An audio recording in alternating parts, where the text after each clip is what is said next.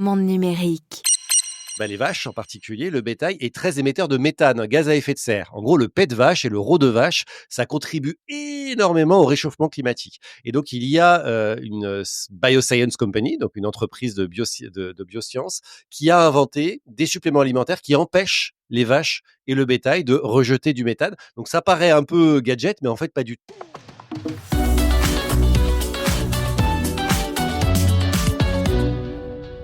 Bonjour Julien Villeray, Bonjour Jérôme. directeur de l'innovation d'EDF.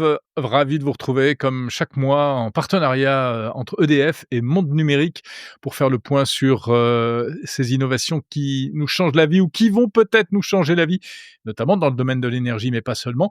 Julien, quelle chance, vous revenez à l'instant du Texas pour un événement dont on est obligé de parler tous les ans maintenant. C'est le fameux South by Southwest. Vous pouvez nous rappeler en 2 mots ce que c'est d'abord, ce South by Southwest? Oui, alors, South by pour les intimes, comme on dit sur place, c'est un festival, en fait, à l'origine plutôt culturel, hein, de musique, de cinéma, qui est né il y a maintenant plus de 35 ans.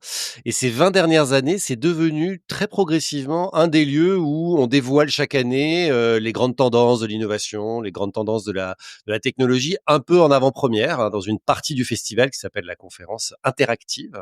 Et en fait, c'est toujours difficile d'en retenir quelques éléments parce en fait, faut comprendre qu'il y a plusieurs centaines de conférences chaque jour qui se tiennent en parallèle dans toute la ville, hein, d'Austin. Donc c'est très difficile de faire son choix, mais c'est aussi parfois difficile de synthétiser. Mais j'ai quand même voilà retenu quelques éléments à partager parce que je crois qu'il y a des tendances et qui permettent un peu de prendre le pouls de la technologie. Ah bah, alors justement, allons-y. Donc, on parle de quoi? D'abord, c'est toujours un regard sur le futur, hein, cette manifestation. Exactement, et donc il y a un talk qui est en général un des premiers qui ouvre la première journée de conférence, qui est très attendu, qui est celui du MIT, hein, la célèbre école, le Massachusetts Institute of Technology, qui présente ses 10 technologies de rupture de 2025. Donc ça, c'est les 10 technologies, pas du futur au sens elles vont arriver dans très longtemps, mais c'est celles qui, cette année, sont mûres pour commencer à produire des effets incroyables. Alors on pourrait parler très longuement des 10, mais je vais quand même les citer et les lister parce que je peux pas m'empêcher, chacune présente des intérêts assez géniaux. D'abord, le Vera C. Rubin Observatory, c'est quoi? C'est le télescope le plus puissant qui n'a jamais été conçu dans le monde, qui ça y est terminé avec un capteur. Le capteur, hein, c'est ce qui permet en fait, comme dans nos téléphones, de faire les photos. Ben là, le capteur de ce télescope, il fait la taille d'une voiture. Hein. Donc voilà, on imagine la taille d'une voiture, c'est le capteur qui est à l'intérieur du télescope. D'accord. Il va permettre quoi? Il va permettre de faire une map en 3D, une cartographie en 3D de toute la Voie lactée. Ça, c'est leur premier projet.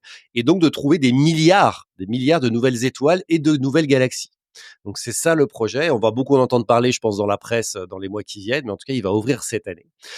Beaucoup parler aussi de tout ce qui est de la recherche en generative AI, Perplexity, OpenAI Search, enfin bref, en gros, un peu la fin du modèle Google tel qu'on le connaît et vraiment l'utilisation en masse par les utilisateurs et par le grand public de la recherche générative. Les petits language models, hein, on parle des LLM, les large language models, et ben là maintenant les petits modèles de langage spécialisés qui vont se généraliser. Très différent, les suppléments alimentaires pour le bétail. Alors Ah pourquoi oui, ça n'a rien à c'est voir. quoi cette innovation? Parce qu'en fait, les vaches en particulier, le bétail est très émetteur de méthane, un gaz à effet de serre. En gros, le pet de vache et le roe de vache, ça contribue énormément au réchauffement climatique. Et donc il y a, une, Bioscience Company, donc une entreprise de biosciences, qui a inventé des suppléments alimentaires qui empêchent les vaches et le bétail de rejeter du méthane. Donc ça paraît un peu gadget, mais en fait pas du tout parce que le méthane, c'est vraiment ce qui est le gaz en fait le plus consommateur de gaz à effet de serre. Les robotaxis, on en parle beaucoup, ils sont déjà là dans les rues de San Francisco, de Austin d'ailleurs, hein, puisque Waymo a lancé à Austin pendant South by ses robotaxis. Généralisation des robotaxis, le jet fuel, c'est-à-dire le fuel pour les avions plus verts, les robots qui apprennent vite, les médicaments anti-sida qui désormais ne seront plus des médicaments quotidiens à prendre, mais une injection tous les 6 mois, hein, et un médicament qui vient d'être autorisé, et ce qui dans certains pays, en particulier des pays sous-développés, change tout, hein, parce qu'évidemment c'est très difficile d'inciter les gens à prendre tous les jours un cachet. Donc là, une injection tous les 6 mois, l'acier vert, l'acier, hein, le métal, et puis les thérapies de stem cell. Je ne sais pas si vous êtes familier avec le stem cell, mais en Pas gros, du tout. c'est des thérapies en fait géniques qui fonctionnent, hein. Il y a les premières thérapies géniques désormais qui fonctionnent. Il y a eu 2 tests concluants qui ont été faits pour, complètement renverser un diabète de type 1, par exemple, donc le diabète insulinodépendant. Avec une injection de ces cellules, on va pouvoir ne plus être diabétique, hein, pour le dire, simplement, et pour l'épilepsie également. Donc bref, voilà, je suis allé très vite, mais on pourrait en parler des heures, hein, mais les 10 technologies de rupture qui vont, cette année, en 2025, changer nos vies. Ouais, c'est du concret, c'est quasiment du réel. Enfin, c'est déjà du réel, quoi, finalement. Exactement. Effectivement, on aurait envie de toutes les développer, les prendre une par une pour aller plus loin. On va pas pouvoir, mais Julien, ça, c'est le présent, en quelque sorte. Il y a aussi le futur, avec, je crois, un peu le point d'orgue de cette manifestation au Texas, c'est la conférence de la futurologue Amy Webb. Exactement, Amy Webb, c'est un peu la star de South by. Ça fait 20 ans qu'elle fait son grand talk, sur le futur. On fait la queue plus de 2 heures, hein, avant devant la salle pour être sûr d'avoir une place, et c'est une salle qui fait plusieurs milliers de personnes, donc autant dire qu'elle est très, très attendue. Et donc elle a présenté, comme chaque année, ses grandes tendances, de l'année. Alors pareil, je vais devoir passer vite, mais très intéressant. La première tendance selon elle, du futur, qui est devant nous, c'est l'intelligence vivante, la living intelligence comme elle l'appelle, c'est-à-dire c'est le concept de la fusion entre l'intelligence artificielle et les biotechnologies qui marquent en fait une nouvelle ère technologique. Dit autrement, un exemple, c'est les puces informatiques qui vont intégrer des neurones biologiques, des neurones humains à l'intérieur. Et ça, c'est des technologies qui sont développées aujourd'hui, hein, qui fonctionnent en laboratoire et qui vont pouvoir développer de façon très, très, très nouvelle des systèmes mi-biologiques, mi-numériques, donc Ouais. une intelligence vivante. Et ça, pour elle, c'est vraiment une rupture des 5 ans à venir qui va être très, très forte. Et La d'ailleurs, deuxième, il y avait un pardon. prototype, présenté au salon de Barcelone, le Mobile World Congress récemment, effectivement, l'un des premiers, prototypes d'ordinateurs, biologiques en quelque sorte. Exactement. Et donc pour elle, c'est vraiment une rupture très importante dans l'avenir, qui est devant nous.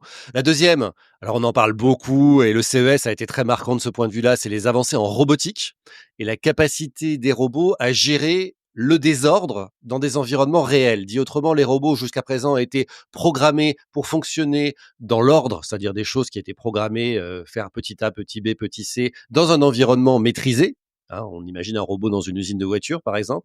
Eh bien là, c'est l'arrivée et l'adoption commerciale massive des robots assistants dans les 5 prochaines années, selon elle, parce que désormais, les robots, grâce à l'intelligence artificielle, savent gérer toute la complexité de la vraie vie. Et on sait que la vraie vie, c'est pas évident de naviguer dans la vraie vie. Le troisième, c'est les métamatériaux et le biomimétisme. Donc, c'est des métamatériaux, c'est des nouveaux matériaux qu'on invente et qui vont pouvoir redéfinir les limites de la physique. Elle a donné l'exemple, par exemple, de briques, hein, des briques de construction qui fonctionnent à l'intérieur comme des poumons et qui vont filtrer l'air. Donc ça, c'est une innovation qui existe, hein, qui est développée aujourd'hui en laboratoire. Et ben, on imagine qu'un immeuble construit avec ces briques va en fait dans la ville filtrer l'air et donc enlever la pollution en permanence de la ville. Donc ce type de métamatériaux, de nouveaux matériaux qui mimiquent la biologie, elle pense que ce sera là aussi une des grandes révolutions. La quatrième, c'est la collaboration entre les géants de la technologie, considérant que de plus en plus de rapidité finalement et de besoin de travail sur les sujets comme l'IA évidemment et toute la data et les puissances de calcul dont on a besoin pour faire avancer les technologies, va pousser un mouvement d'open source généralisé et que les géants de la tech en fait vont dépropriériser, si je puis dire, ce néologisme, leur technologie et les apporter de plus en plus en open source parce que c'est ça qui va permettre d'accélérer dans cette innovation numérique. Et puis son dernier point, c'était de dire que on est passé au-delà de ce qu'on appelle les super cycles technologiques, hein. On a parlé souvent de l'IA comme d'un super cycle technologique, c'est-à-dire qu'on arrive tout d'un coup dans un moment qui change tout. L'IA change tout. Ben elle pense qu'on est dans le beyond, c'est-à-dire qu'on est allé encore plus dans quelque chose de plus fort, plus puissant, plus loin, je sais pas comment dire, qu'un super cycle technologique. Ça veut dire que la technologie en ce moment et à l'avenir encore plus, va évoluer plus vite que notre capacité à en appréhender les impacts. Dit autrement, on va sortir des technologies, mais on va pas bien réussir à maîtriser les impacts que ça va avoir sur nos vies, ce qui est un peu inquiétant, hein, on va se le dire. Ouais, en effet. C'était pas une prédiction très positive de sa part et elle l'assumait, mais elle dit ce qui est très difficile aujourd'hui, c'est que on n'arrive plus et on va de moins en moins arriver à prendre des décisions éclairées sur les technologies parce qu'en fait, elles arrivent tellement vite qu'on n'a pas le temps de se les approprier. Donc voilà, son rapport pour information qui fait 1000 pages, hein, avec des executive summary, mais quand même qui fait 1000 pages, il est disponible gratuitement sur Internet. Donc pour tous ceux que ça intéresse, allez retrouver le rapport d'EmiWeb sur Internet, c'est absolument passionnant. C'est passionnant et vertigineux, super.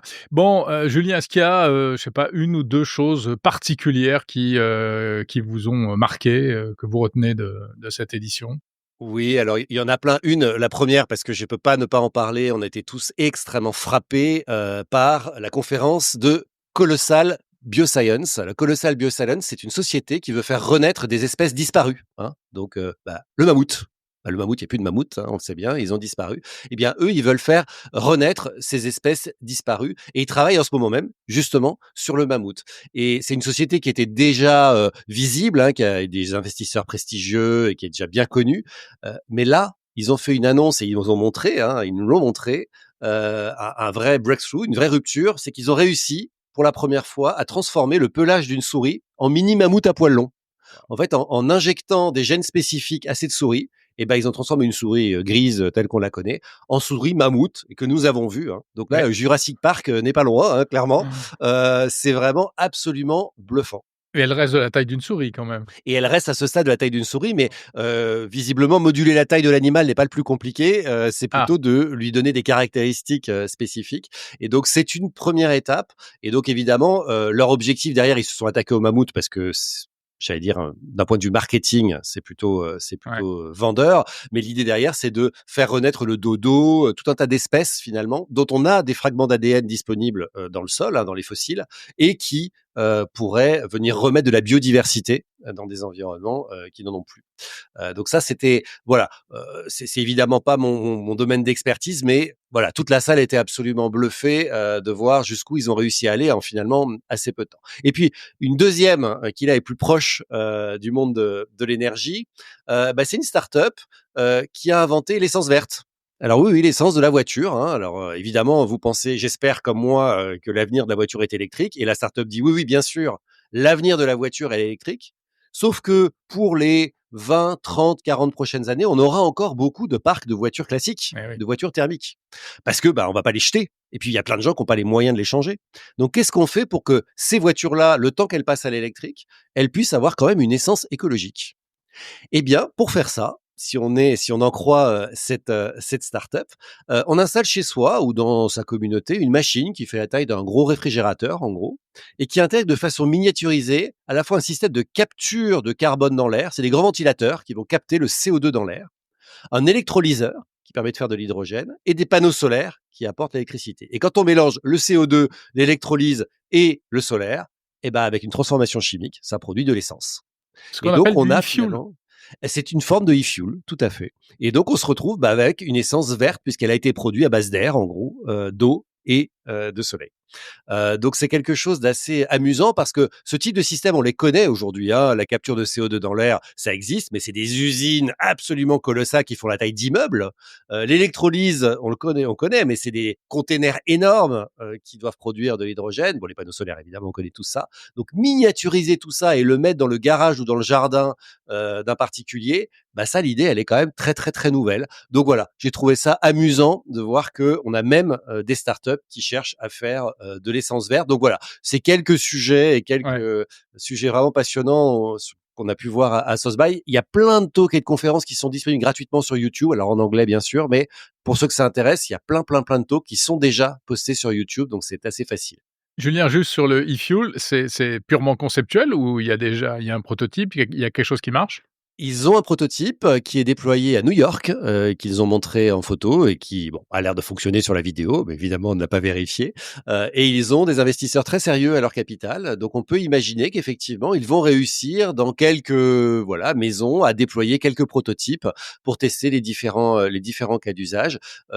C'est vraiment intéressant et c'est intéressant pas uniquement, j'allais dire, plutôt pas vraiment en fait dans, nos latitudes, mais par exemple, imaginons qu'on est dans un pays très, très ensoleillé, un pays du sud, qui a beaucoup de solaire et beaucoup de soleil, donc beaucoup de solaire et un parc de voitures assez ancien, thermique. on peut imaginer que ça peut être une solution très intéressante pour verdir finalement un parc dans des pays où le réseau électrique, la production d'électricité et l'économie ne permet pas d'avoir à ce stade beaucoup de voitures électriques.